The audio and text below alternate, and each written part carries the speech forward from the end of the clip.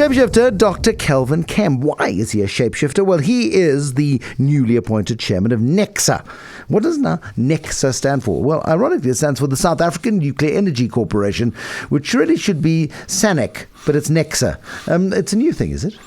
No, the NECSA is old name for some years now, but they would prefer to, when you say it out in full, to the South African Nuclear Energy Corporation, but the abbreviation internationally is still recognized as NECSA. Well, now, what is the South African Nuclear Energy Corporation? It sounds like a state-owned enterprise of some description. It is, Bruce, yes. It's in... actually, technically, in Northwest Province, just outside of Gauteng. Pelindaba? Pelindaba, exactly. Is that where it is? Okay. Yes, that's exactly where it is. And it's a large operation that's fully operational. And years gone by, there were certain things that were closed down, and I still find regularly now people say, oh, that place that closed down or something. And not at all. It's very functional. It's got a number of things to be proud of. For example, it's one of the biggest exporters of nuclear medicine in the world. They currently export to 60 countries, and last year the foreign earnings from the nuclear medicine was in excess of R1 billion. So it's quite big business, and also something to be very proud of. We export to like the United States and so on. We're way ahead of most other countries in the nuclear medicine business. But its history goes back to the apartheid era, where there were nuclear experiments going on in South Africa with the Rooi Gevaar, and the Swart Gevaar was terribly paranoid, and there was in-depth nuclear research. Nuclear weapons capability was being studied there. Absolutely, but the history goes back a lot further than that. We're one of the oldest nuclear countries in the world. No dating ways. We date back to something like about 1940. We predate Japan, France, numbers of other countries like that.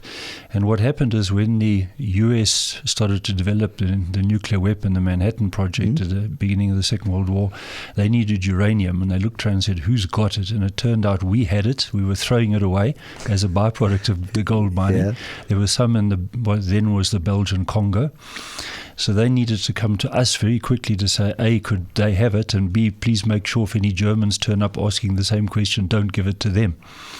So I would love to know what the South African government at the time was told and what they thought of. That would have been the Smuts government at the time, the United Party government of Jan Smuts. And he was terribly cooperative, of course, with the Allied war effort. South Africa at that time was fighting on the side of the Allies. They wouldn't have gone anywhere near the Germans at the time, of course, in terms of providing any uranium to them. So here we've got the Pelindaba facility. That is then the headquarters of the South African Nuclear Energy Corporation. The trouble is, and one of the reasons you've been appointed, is nobody really knows how much money is coming in and how much money is going out. The accounts are in a bit of a mess. There have been some problems. I'm incoming at the moment, so I don't know all the details. I'll have to wait and see. There have been some issues about exactly what you count. One snag, for example, is decommissioning. Now, there's a lot of misunderstanding amongst the public, and I must rapidly confess that a lot of the fault of that is on the part of the scientists worldwide. It's not just a South African problem.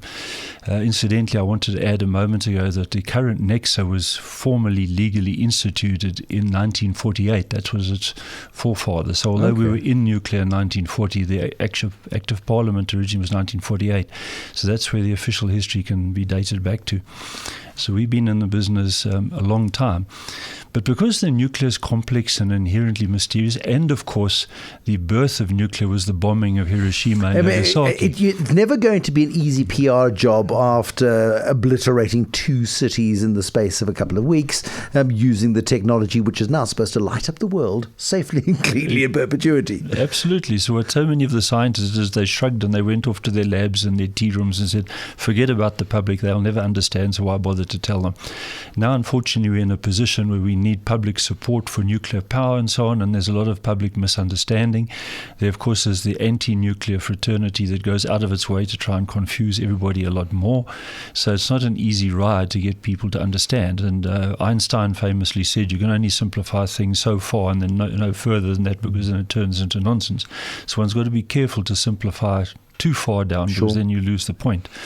So it is an interesting exercise to do this, but undoubtedly nuclear power is currently the world's safest, cheapest and most effective power of all, believe it or not. Once you got the capital cost done, of course, right. One of the issues with which we're grappling at the moment is the capital cost of any nuclear adventure we embark upon, and it's one of the issues that Moody's stated today in terms of our ratings outlook. We've got to be careful about the big projects we spend money on. Once these things are built, you produce cheap electricity at a fraction of the price of any other energy source. Absolutely. Well, right now, Coburg is the cheapest electricity that Eskom has got. And when I come across some of the anti-nuclear people, I say, when I look at Coburg as the cheapest, I say, but you can't count that because the capital cost is paid for. Now, the point is that's why you did it that way. Yeah. You're now reaping the benefit.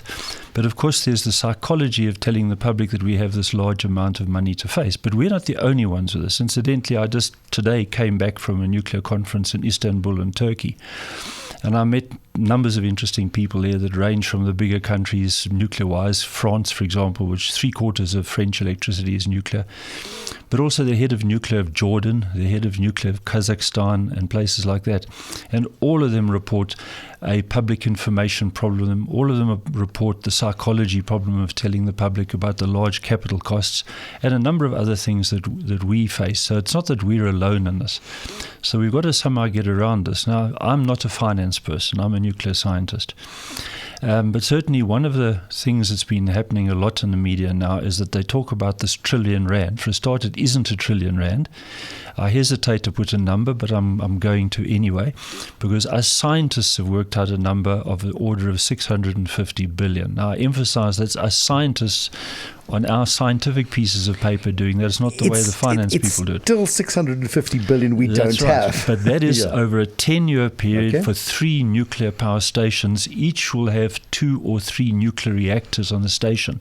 That's where this number of 8 nuclear reactors has come from, which is wrong. Okay, just give me a sense of scale quickly, because we're going through quite a lot of numbers really quickly. Right. Coburg has got how many nuclear reactors? 2, and it's 2,000 megawatts. Okay, and what we would propose spending 650 billion over 10 years on 3 power stations with 2 or 3 nuclear reactors, so the capacity for another 2,000 megawatts each. No, about 3,000 to 4,000 megawatts. Okay, so more efficient and bigger. Correct. And so there would be 6 times as much power then as is generated by Coburg as it stands at the moment.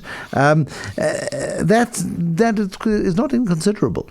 No, it's very important. Now, there are a number of issues that one should bear in mind. For a start, you need to look at the size of South Africa. Now, it struck me a lot over the last number of years now that we South Africans have got to have the self-confidence to go right down to basic principles and make up our own mind about things. We tend too much to look at European countries or somebody else and say, they're doing this, we better follow suit.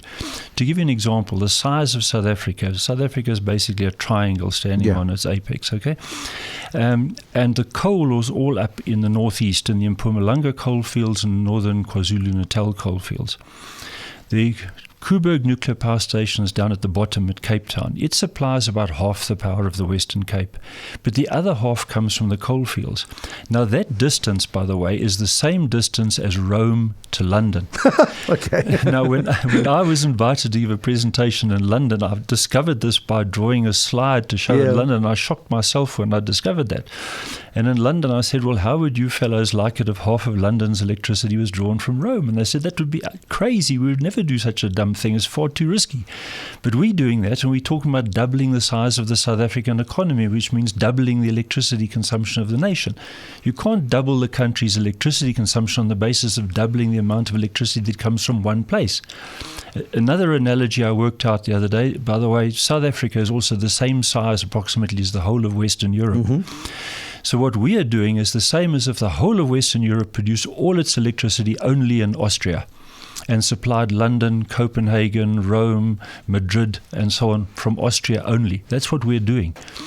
We've got to start putting big power in other places, which means down south. We've got to start pushing electricity from the bottom upwards. And I think that was part of the thinking in the 1990s when we were looking at public-private participation and all of that sort of stuff, where we didn't invest in the state architecture for power, that we would have had regional electricity generators. And that was part of the plan. But we'll come back to you in just a moment. Dr. Kelvin Kemm is the incoming chairman of the South African Nuclear Energy Corporation. If any got any questions for him, please give us a shout, because he's an interesting guy with lots to share tonight. But also, the Department of Energy is saying today it's planning to issue a request for proposals by the end of the month to add 9,600 megawatts of nuclear power to the national grid. That's according to a senior energy official quoted today. It's also, for those of you who are aware of it, the 5th anniversary of the Fukushima incident. People call it the Fukushima disaster. Not a single person, I think, has died as a result of radiation exposure. The world of nuclear is controversial, but is it justifiably controversial? Where are you going to fit in as the South African National Energy Corporation in terms of this procurement that the Department of Energy is saying it's looking for proposals for 9,600 megawatts as of today? Well, the South African Nuclear Energy Corporation, NECSA, is the prime nuclear body in the country. It is recognized as the place where the main expertise lies. Of course, there's lots of other centers of excellence. I don't want to forget them for one moment. But the Safari 1 nuclear reactors there, which in 2015 celebrated its 50th anniversary, which is a major milestone. And incidentally, Bruce, internationally, the Safari reactor is recognized as the most effectively used nuclear reactor of its type in the world. It runs 24 hours a day, making money, producing isotopes and producing various things. It's not just sitting there for looking pretty. Looking pretty, exactly. So we've got half a century's worth of expertise in running a nuclear reactor, and the Coburg nuclear power station is over 30 years old. So we've been running a nuclear power station for more than 30 years. So we're not new in this business. Does that bring it close to the end of its useful life, Coburg? No, not at all. In fact, these days the new reactors that we'll be getting have a determined 60-year life, which is probably longer. When Coburg was built, they were talking about 40 years or so. But it's coming to the end of its life then? No, not really. It's doing very well. Most of them, when they come to that figure, they do life extension. And also throughout the lifetime of the plant, they keep doing upgrades and so on. So it's not as if it's 30 years old, unmodified, so to speak. We need you to put on your headphones, please. Bob at Broederstroom, which is right near Pelindaba, is one of your neighbours. Bob, you got a question on decommissioning for Kelvin Kemm this evening? Yes, I have. The signal's quite bad. It may be due to the radiation. But anyway, my question is, Dr. Kemm seemed to avoid, I don't know whether it was done on purpose or not, your question about the cost of decommissioning. Now, I understand, and Dr. Kemm, I'm sure, can clarify this, that the cost of decommissioning Coburg, for example, would be around $50 billion. Thank you. It's an important question. Thank you, Bob, near Pelindaba. Yeah, it's all well and good. You have the capital cost. You then have the useful life of a nuclear plant. And at some point in the future, it must be decommissioned and the nuclear waste has to go somewhere. What is the cost of decommissioning? Well, I don't believe these numbers for a start. And this is where some of this misinformation and lack of understanding comes in right at the very beginning. People talk about decommissioning, and it's a big bogey at the moment. As soon as you say the word decommissioning, everybody starts to shudder and shake and so on. Now, some of the people some of the decommissioning things I've seen is they return the original site back to grass and sand. So decommissioning means digging up, in their lingo, digging up the concrete, carrying it all away. Now, if you decommissioned an airport by digging up the runway and planting grass again, it would cost you a lot of money. So I don't believe these numbers, and I think it's completely incorrect the way in which it's approached. Now, for a start, when Coburg were to come to the end of its life, in all probability, all that will happen is that the actual reactor building will be taken apart and a new one will be built there. So it's not as if you're taking the whole site to pieces. The decommissioning means taking the reactor apart. This has been done a number of times around the world. There are people that say decommissioning has never been attempted. Nobody knows. It's this big mystery. That's just not true. There's decommissioning going on right now. Now, when you take the fuel out of the reactor, that's quite a simple exercise to do. It's done regularly. Every time you do refueling, you take the fuel out. So don't drop it. Yeah, don't drop it, yeah. So you would take the fuel out, and then, in fact, the casing and everything deep inside the reactor is radioactive, that you don't go touching it, you don't go near it for that matter. But as for all the concrete around it and so on, some of it can be mildly radioactive depending on how far out you are and so on. We know what we're doing. People know what they're doing. They will surgically take that thing apart and move it. It's not a major issue. Okay. So what would it cost then to do? I really couldn't give you a number now. It's something that would happen a long time in the future, and when they come to it, it'll be done very much in a different way to which we would do it now. So I think it's silly to try and put numbers on that now and then add annual interest. But if you were to shut down, if you were to decommission the Coburg nuclear reactor today and put a new one in place, what would it cost? I don't know, Bruce. Okay. I can tell you, as I said earlier, the guesstimate that we've got for building the new plants. But when you build a new reactor like that, you would go out and tender and discussion. The tender is not just asking for somebody to give you a price. It's a case of finding a marriage partner. It's somebody you ought to be able to live with for a long time. Gaupalelwe in Centurion, you're part of the South African Young Nucleus Society. Gaupalelwe, your question for Dr. Kemm. Yeah, thank you very much. Firstly, we would like to congratulate Dr. Kemm for being chosen as the new chair of the board of NECSA. What I want to speak about actually is in relation to what the DG said today, in that way that we think that as young professionals, it's time that we test the market so that we can get the real sense of how much will this nuclear expansion program cost us, because there's been a lot of speculation on the news about the 1 trillion and so forth. So I think it's best for us to know the exact value by government going through the process. So I believe that the best way what we can do is to allow that and think that, because we've been waiting, we're anticipating, because a lot of our members are unemployed. So it will be good for us to know if the country can afford, and if the country can afford, then I think it will be best for the country to proceed. I've got to cut you there. Sorry about that. Thank you. A very enthusiastic young nuclear scientist who's very keen for this to get underway. There's an unlocking of energy, if you like, in this. I mean, the nuclear part of our energy mix into the future is unavoidably nuclear. It's going to happen whether we like it or not. And that 9,600 megawatts is going to come on stream somehow. Yes. No, undoubtedly. In fact, I must just say that the South African Young Nuclear Professional Society is quite an impressive organisation. It's a few hundred people, by far the majority of whom are black, by the way.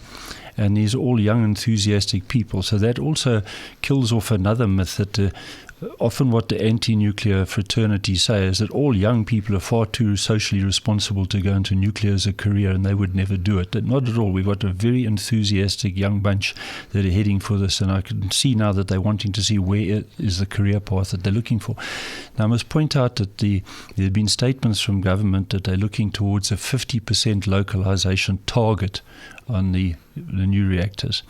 And that, to my mind, is not at all unreasonable. Bear in mind that Coburg was built by South Africans, now in collaboration, obviously, with the foreign partners. But I have people coming to me saying, this R1 trillion is going out of the country and it's going to... I say, but do you really think we're going to bring in a French bulldozer driver or a French... No, the concrete will be poured by our people, the foundations will be dug. Hopefully more quickly than we've done at the coal-fired power stations. Absolutely. That's something we've really got to get right, is the project management, because also we will be watched much more carefully with nuclear than with something else, and our national reputation will be at stake. When is day one on the job? It could be any day now, because in fact a couple of weeks ago Kemm passed on the environmental report of the recommended site, which is a place called Taspin near Jeffreys Bay. That went through to the Minister of Environment Affairs. That, I would imagine, would take about 8 weeks or something of that order, say, to go through the department. Then the site becomes authorised. Okay. We must leave it there. Dr. Kelvin Kemm, thanks so much for coming in. Chairman of the South African Nuclear Energy Corporation, otherwise known as NECSA, with its roots all the way back to 1948.